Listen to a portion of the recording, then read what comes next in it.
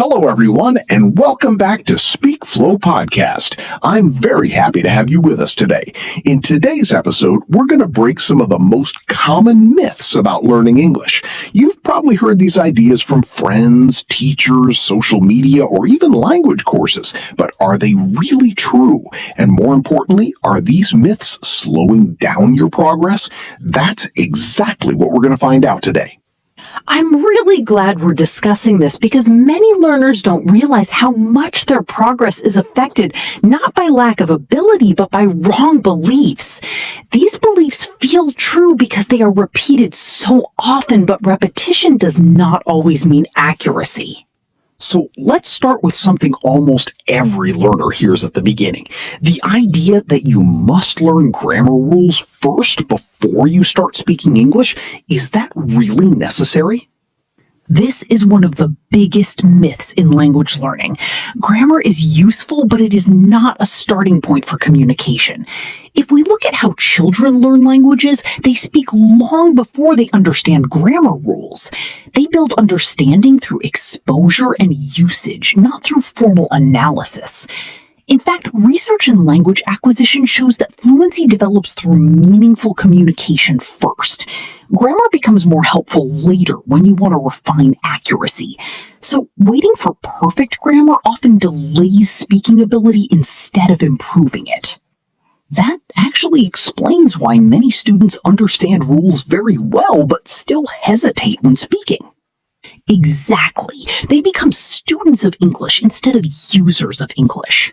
Another very common belief is that children always learn languages faster than adults.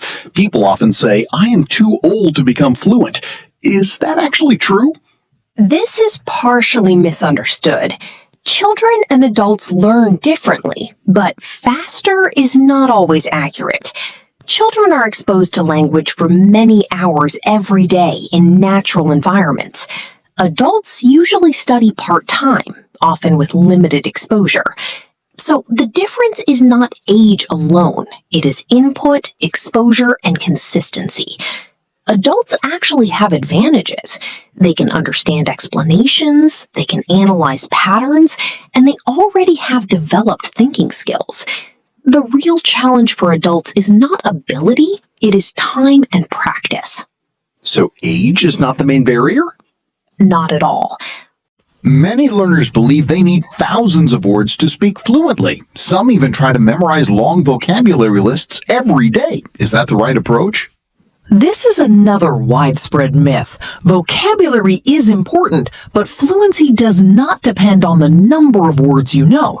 It depends on how quickly you can access and use common words. In real communication, native speakers use a relatively small set of high-frequency words repeatedly. Studies show that a few thousand common words cover the majority of everyday conversations. The problem is not knowing words, the problem is retrieving them quickly under pressure. So someone with fewer words but faster recall can actually speak better than someone with a large vocabulary? Exactly. Another popular belief is that watching movies or TV shows alone is enough to become fluent in English. Watching movies is helpful for listening and exposure, but it is passive learning. It improves understanding, not production. If learners only watch but never speak, their brain becomes good at recognition but weak at retrieval. So watching alone is not enough? Not enough for speaking fluency. It must be combined with active practice. Another myth is that you should avoid speaking until you stop making mistakes. Many learners wait for that perfect moment before speaking. That is one of the most limiting beliefs. Mistakes are not a sign of failure. They are part of the learning process. If you avoid speaking until you are perfect, you never develop fluency because fluency is built through imperfection. Fluent speakers are not mistake-free speakers. They are comfortable speakers. So mistakes are actually part of progress? Absolutely. Some learners believe that native speakers always use perfect grammar. Is that true? Not at all.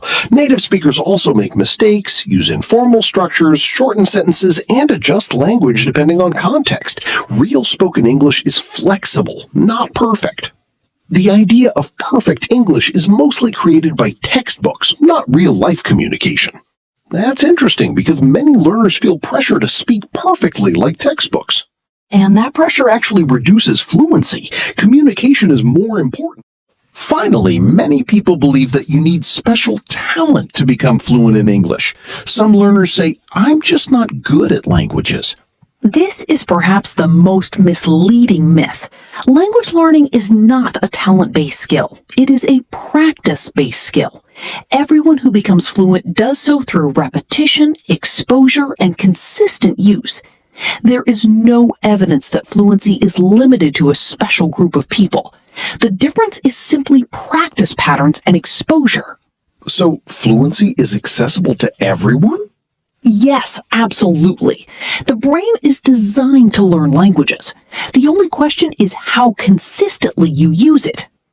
Today we explored several powerful myths that many English learners still believe. From grammar obsession to vocabulary overload, from age fears to talent myths, we realized that most of these ideas do not reflect how language learning actually works. And if there is one takeaway from today's discussion, it is this. English fluency is not about perfection or talent. It is about consistent use, meaningful practice, and removing unnecessary mental barriers. So instead of asking, am I good enough to speak English? Maybe the better question is, am I practicing English enough to improve? Exactly.